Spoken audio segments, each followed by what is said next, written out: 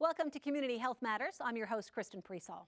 Keeping children safe and out of harm's way can be difficult, especially in the summer months when children are more active. So we have three guests on today's show to talk about how to keep your child safe this summer. Joining us today will be St. Thomas Health Emergency Room Doctor Allie Bollinger, Sergeant Linn from the West Precinct of the Metro Nashville Police Department, and June Turner, CEO of the Nashville Children's Alliance. All of that coming up next on Community Health Matters.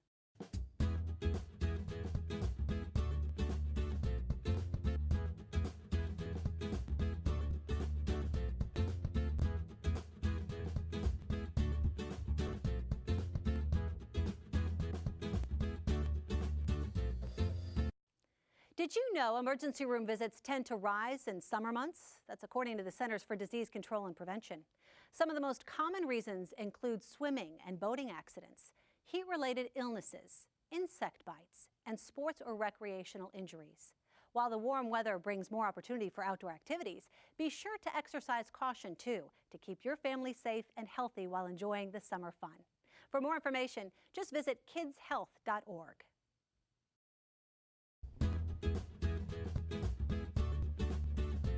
Hi everyone and welcome. Today we're going to be talking about all things kids. You know, summer's upon us and of course the kids are going to be outside playing a little bit more. So sometimes they don't make all the right choices and they could get in trouble, have a little bit of an accident here and there. So we're going to be talking today about how to keep them healthy, how to keep them safe during these months.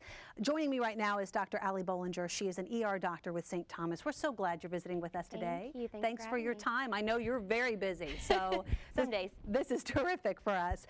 I know you've been practicing in Tennessee for a while. Tell folks out there how long you have been practicing, especially when we're talking about the ER. Well, I moved to Nashville 7 years ago to do my residency at Vanderbilt. Okay. I graduated in 2011, so I've been a ER doctor for 4 years. Excellent. Yes. Now, I know, as I mentioned, you know, kids are out and active a lot more in the summertime. Do you find that the ER is more active as well during these months, or would you say it's constantly just buzzing all year round? I feel like the chaos comes in swells, but certainly in the summertime, it is busier with traumatic injuries. We see a lot more of that in the summer. Much more medical illnesses in the wintertime, but definitely trauma in the summer.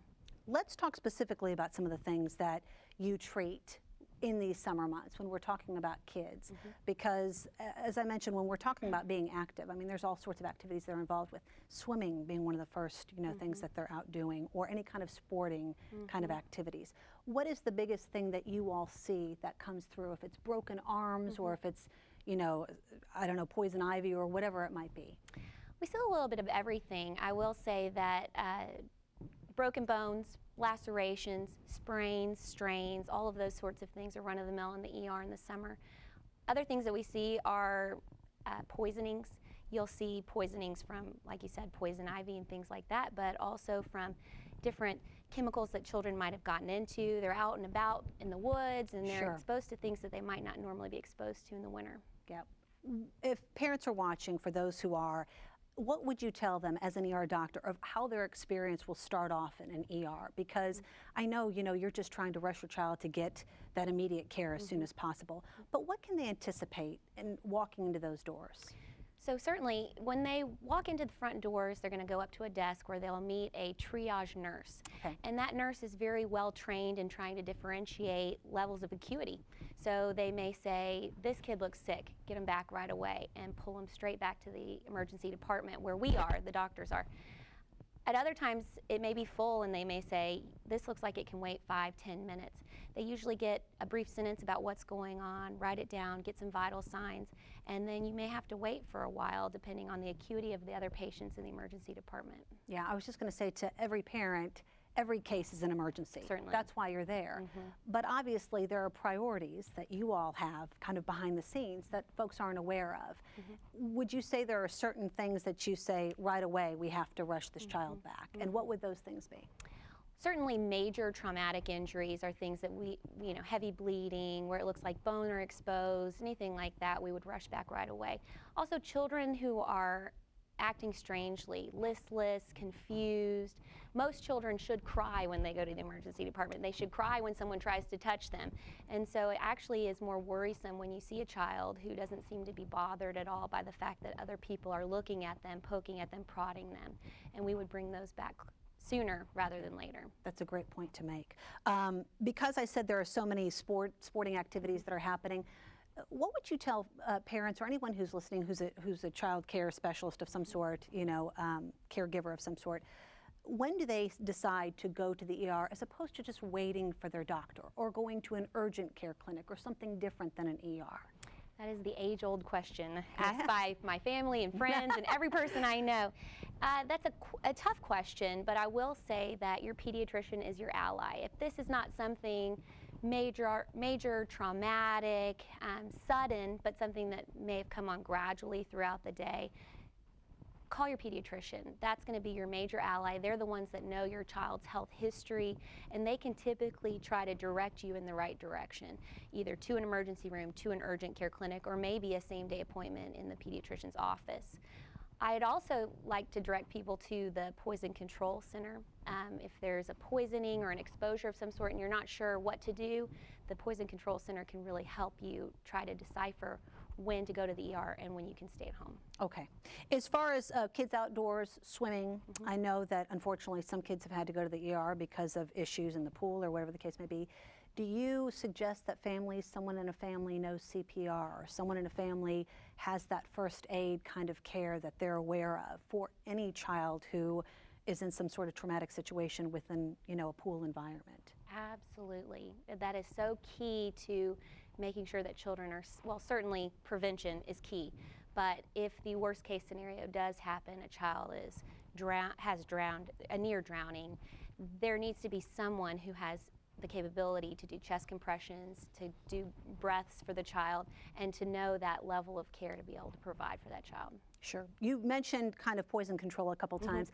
Tell folks about your background in that specifically, because you have, kind of some schooling on that to where I don't know if every ER doctor does.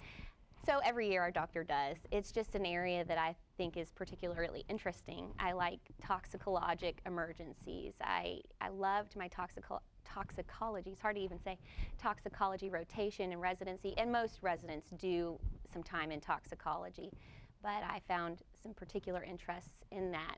And I think that in the summertime is when we're especially exposed to all these hazardous chemicals and drugs and things like that. So whether it be repellents, bug repellents, or even kids getting into the places they shouldn't under the sink and things like that. What is the first thing that someone should do, besides taking their child to the ER if they do think that they've gotten some poison in their system of some sort? The Poison Control Center. They are so knowledgeable up there. I call them from the ER. I say, hey, this child ingested this. What would you do? Because they are really your ally. They know everything about every different chemical that you could possibly find. They have an entire list of symptoms to look for, how long you should watch them, and so forth. And so if you have a concern, you should call the Poison Control Center right away. Okay, something else that we know is a specialty of yours, or maybe I'll just say it's a specialty of yours, is anything dealing with the skin, some dermatology issues. So what can kids get into in the summer that, you would notice? I mentioned poison ivy a little bit earlier, but is there anything else that parents should be aware of? Well, specifically dermatologic emergencies, certainly there's a lot of dermatologic conditions that are not emergent, but the skin is your largest organ of your body, and it is the reason that you are protected from all the elements, and so when it breaks down, you break down. And so I would say that my particular area of interest in dermatologic emergencies is trying to decipher what's dangerous and what's not, because it's oftentimes hard to tell. But children who are exhibiting signs of systemic illness with a rash, so not just a rash, but they have fever, they're vomiting, they don't look right. Children who are having blistering or sloughing of the skin, that's more worrisome.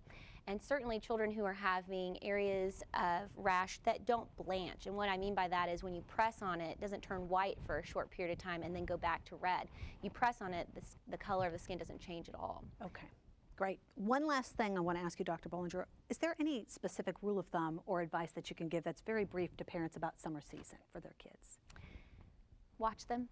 Make sure that if they're in an environment like a lake or a pool, that you have very clear perimeters around that so that they don't get close enough that they could fall in. Children can drown in an inch of water. Sure.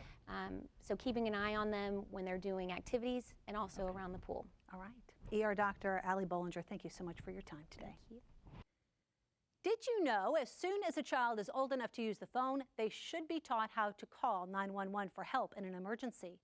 As young as possible, children should also be taught their full home address, the names of their parents, and a parent's phone number. You're never too young to start learning personal safety skills. Learn more at 911forkids.com.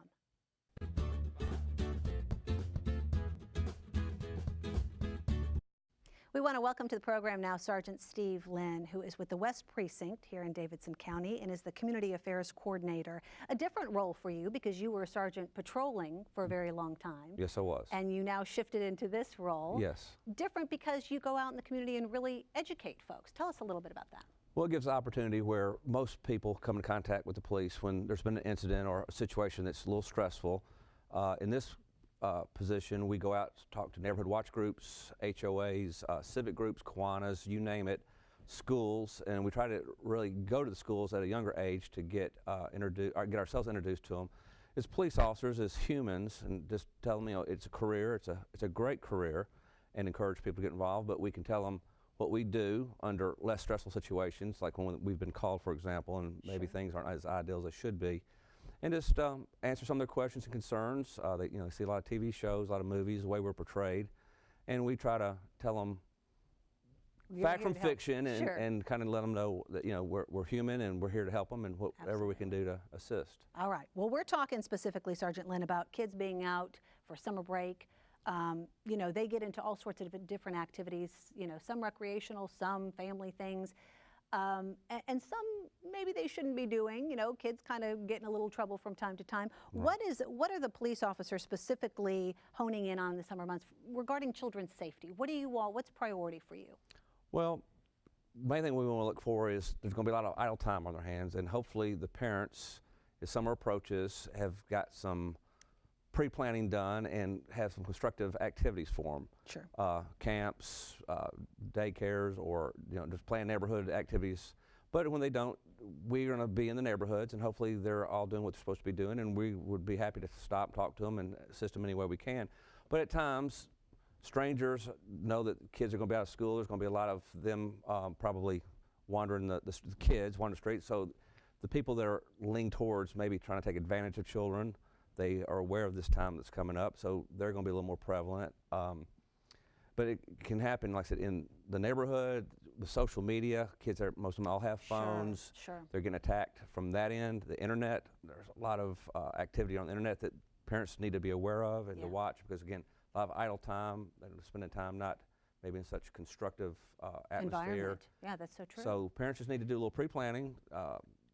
We'll be happy to come out to any group or any kind of whether it's a neighborhood group or activity that they've got going on, come out and talk to these things, kind of go more in depth. But we encourage them to have a plan, keep them active, and kind of keep them on a constructive path of doing something that's going to be good. Talking about strangers and just how to approach them and that kind of thing. What do you specifically tell children as far as somebody coming up to you? What are they supposed to do if they seem a little bit fearful? Well, stranger danger, of course, that's something they hear hopefully a lot in the schools, and they hear from the parents. We encourage the buddy system. Okay. When they're going to be out playing, hopefully they're playing in groups. Great idea. There's always strength in numbers. But again, as always, just like you hopefully plan with your kids for if there's a fire or an emergency of a storm or disaster, what to do if they are approached. The parents need to have a very candid conversation, age appropriate to whatever the children are, of what to do if they are approached. Where are the parents? Escape route to a safe place. Making themselves, loud, make sure everybody knows where they're at. And again, encourage them to stay with another, buddy, their whether friend, a group, to stay more visible and hopefully draw attention to themselves if someone comes up, because the predators that are out there have a whole set of lures that they will approach children on and try to gain their confidence. And it could be anywhere from a family friend to they're lost, seeking help or assistance.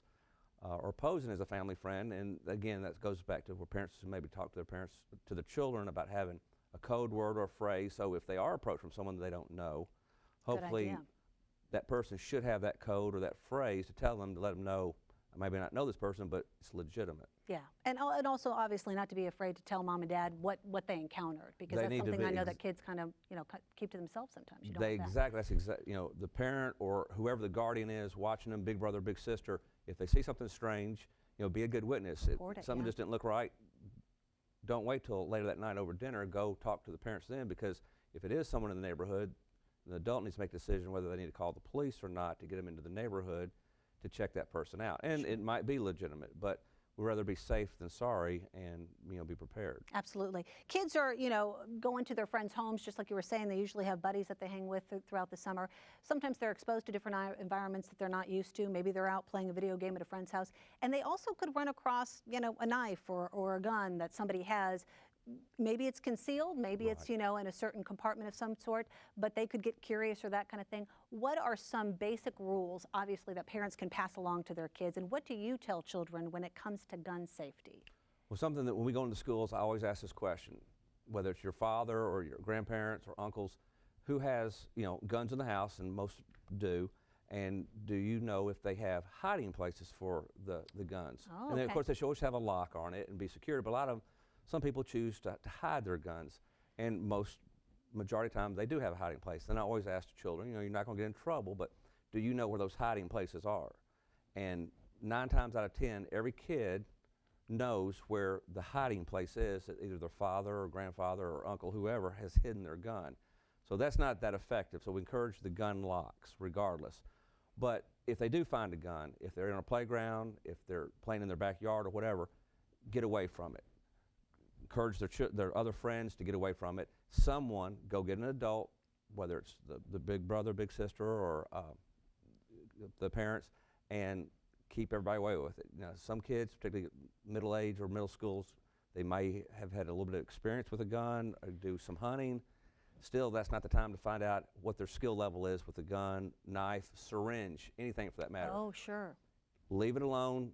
Encourage your friends to get away from it and go find an adult and let them come and take the appropriate action and call whoever it needs to be called to come dispose of it. Yeah, and kind of along the same lines, don't be afraid to go and tell that caregiver or that parent, report what you saw, and get some help so that they can take care of it and call one of you out to take care of it. All right, let's talk specifically about 911 too, with children being at home. When should they pick up the phone, and at what age should they start learning about calling the emergency line? Well, whenever they can use the phone, that's when the parents need to have a very candid conversation with them. Okay. One thing about 911 here in Davidson County, not a lot of people know about, we have called a smart 911 system that people can, if you're familiar with it, that they can pre-register with our emergency communications center, because if you are in a position to have to ever call 911, again, it's going to be a stressful situation. That's right. And they're going to ask a series of questions. Sometimes it doesn't make a lot of sense why they're asking them, but they have a protocol. With the smart 911, you can go ahead and be pre-registered with a lot of that information that they're going to ask already loaded to that phone number, and they already have that information, which will kind of do away with some of the questions it seems to, you know, that they have to ask to get away with it. But as far as children, they need to know their parent's name, their address, important information on, you know, how, if, you know, someone's at home, my mom might be diabetic or have some type of medical disease, she's fallen down, be able to describe to the call taker, if they are having to make that phone call, unfortunately, what there's a, you know, pre-existing medical condition, so the, you know, the emergency personnel responding will have some kind of you know, preparation to know what they're walking into. Sure, good information. Also, if you can give parents advice, because rules are a little bit more lax in the summer, as we all know, when the kids are not in that structured environment. What would you tell parents is in terms of just making sure that their kids stay safe under their supervision? Well, they need to have a candid discussion with them, just like you will. Hopefully, everybody's talked about if there's a middle of the night, there's a fire, how do we get out of the house in the middle of the night? What do we do if there's a bad storm? You know, trees have fallen down. Well, what happens if there's, you know, a type of a police emergency? Discuss about if there's, you know, the stranger danger, someone knocking at the door, what to do. The worst thing they can do is not have this conversation, have the kids home alone, and have this emergency or this situation come up, and the kids are not prepared, never had a discussion, and they're having to figure out for themselves what to do without ever having a conversation with a parent. All right, Sergeant Steve, Linn, great information. Thank you so much for your time today. Thank you. Did you know child abuse can affect a girl's sexual health as an adult? Girls who are victims of sexual abuse at a young age are 3 times more likely to become pregnant before their 18th birthday. And as many as 60% of teen pregnancies are preceded by sexual abuse or rape by a significant older male. To learn more about the long-term effects of child abuse, visit tncac.org.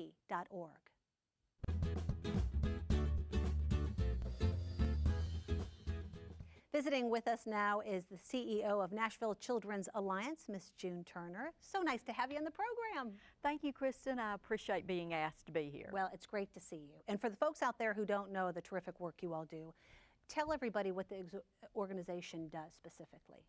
We provide services when there are allegations of sexual or severe physical abuse to children. We provide frontline forensic interviews, which are age-appropriate, legally defensible, non-leading interviews of children when there are allegations of severe abuse. And we also provide trauma-informed therapy for children, as well as support groups and other community services. And you all really work closely with a lot of other organizations, or I should say government services too. We do. We are an interesting collaboration. We are a private public partnership. We work every day with the Department of Children's Services, the Metro Police Department, and the Office of the District Attorney General. All right, great. Tell us, we're talking about a lot of summer month activities and the kids being out and that kind of thing. Some kids, unfortunately, can find themselves in a little bit of trouble. Specifically talking about, you know, child abuse, and that is a very difficult subject for a lot of folks to have a discussion about. You know it all too well, June, so explain to us the prevalence of child abuse here in Tennessee. Unfortunately, statistics show us that 1 in every 10 children are sexually abused before they reach the age of 18. I think one of the encouraging things, though, is that those stats have actually gone up. It used to be 1 in 7, 1 in 8, now it's 1 in 10, which I think is encouraging and shows us that our prevention efforts and our efforts to educate people are working. Our efforts are being put to good use. Unfortunately, we don't know the number of unreported cases. We only know about the cases that are reported. That's the thing, you know, some children are very fearful to talk about this kind of situation. How do you have that conversation with your kids, or what should folks out there know who watch children to say, listen, let's talk about this kind of thing in case it ever happens, and who you need to turn to? I think this is probably one of the most difficult conversations anyone could ever have with a child. And I feel for anyone who has to have that conversation. But if a child comes to you and says, I don't feel good about so-and-so, or I'm afraid, or starts to really disclose to you about abuse, the first thing to do is just remain calm. Let's not frighten the child by our reactions, but to remain calm, believe the child, listen to the child. Don't start questioning the child yourself. Leave that to the professionals, but just listen to what the child has to say to you, and then take action. Report that to the Department of Children's Services. You could be saving a child's life. For those children who remain tight-lipped or don't feel that comfort in talking about it, as an adult, what kind of signs should we be looking for, June, as far as any kind of child abuse? And I think that this can be tricky because sometimes there are no signs and everyone is totally shocked, but a lot of times there are some signs. If it's physical abuse, of course, we can look for unexplained injuries. A child who consistently has bruises that don't match a fall from a bike, or things like that, or a child who's having to be constantly taken to the emergency room. Now, that doesn't mean every child that's taken to the emergency room is abused, but I think we can look for some of those patterns. I think also we can think in terms of changes in the child's behavior, or regressive behavior. Maybe a child that's 5, 7, 8, 9 years old starts bedwetting again, or sucking their thumb, or things like that, that the child is frightened, or the child expresses some fear about not wanting to either go home or not wanting to go to Uncle Joe's house or something like that. And I think a lot of times it's up to us as adults to keep our eyes and ears open and to just be attuned to children and to believe that it is our job to keep children safe. Absolutely. You know, it could be a little scary even as an adult to report a case like this, whether it be your own child or someone else's. So what are the proper measures? I know that you said to get a hold of the Department of Children's Services. How do you make that first initial contact? What's important to let them know? That can be a very difficult call to make, and I think that in the past a lot of us struggled with, do we make this call or not? Is this the best thing to do for this child? Sure. Back in 1985, the Tennessee legislature passed cutting-edge legislation in this state about enacting some child abuse laws, and we only have to suspect child abuse to report it. We do not have to be able to prove it. We have to suspect it, and if we suspect it, then we are mandated to report that. And so we call it in. We can remain anonymous if we don't want to give our name. It's best to give our name because then the investigators can follow up with us to get maybe some more details from us. But if we're really fearful, we can remain anonymous. But to give all the details we can, how to contact the child, where the child is, how to get in touch with that child, where to find that child. And then we leave it to the professionals to do the investigation. Would you ever tell somebody, don't have confrontation or don't try to reach out to the person you may feel is doing abusing to a child? Is that a big no-no? I mean, is that also something that you leave to go to the professionals? What if somebody's that genuinely concerned, doesn't really know, but sees some signs and wants to approach somebody? And I can totally understand that, and I think if it were my child, I would probably have some of those reaction, sure. same Natural feelings, reaction, and sure. I totally understand that. Unfortunately, that is not a wise thing to do. There are a lot of reasons not to approach the alleged offender, and that is something that we totally want to leave to our very able-bodied police department to do. They know how to do it, they know when to do it, they know the questions to ask and not to ask, and we need to leave that to the professionals, even though on a personal level that could be very, very difficult. Sure. There's a legal obligation, too, for adults to report child abuse, is there not? Yes, there is. We are mandated by Tennessee law to report if we suspect abuse, not prove it, but if we suspect. I know you had mentioned that, but I figured we really need to, you know, hit home with that because a lot of people, again, might be a little apprehensive to pick up the phone, but it is a legal obligation. Don't forget that because it's very important. Something I also want to mention is that we know here in Davidson County, that's where you all are set up, but there is an Alliance Center in every county here in the state, correct? There are child advocacy centers in almost every county. I believe we have about 2 counties where there are not child advocacy centers, but all of Middle Tennessee is covered. And if someone is in another county and they feel a need to get in touch with their local child advocacy center and they're not sure of the name of the child advocacy center, they can either call or go online to the Tennessee chapter of Children's Advocacy Centers, and they have a listing on their website and they can also give you that information. All right. I know there's so much to talk about regarding the programs that you all have, but if you can just briefly kind of condense them, June, and let folks know what they can expect if they were to ever pick up the phone to call you all. Sure. Our referrals for our interviews come through the Department of Children's Services or the police department. To have a forensic interview at the Nashville Children's Alliance, the case must have been reported to the proper authorities. Sure. And then the authorities will notify us and we will conduct a forensic interview that is videotaped. Okay. So the child is not repeatedly interviewed. And that saves the child a lot being taken from one agency to another agency. We also provide trauma-informed therapy. Our therapists are very well versed in lots of different modalities or ways to conduct effective therapy with children. We only do evidence-informed practices, so we know that they work with children. Yeah. I mean, a lot of professionals obviously there to help. And, absolutely. And I'm so sorry, we're going to wrap things up for now, but June Turner, CEO, thank you so much for spending time with us today. And thank you all for watching Community Health Matters.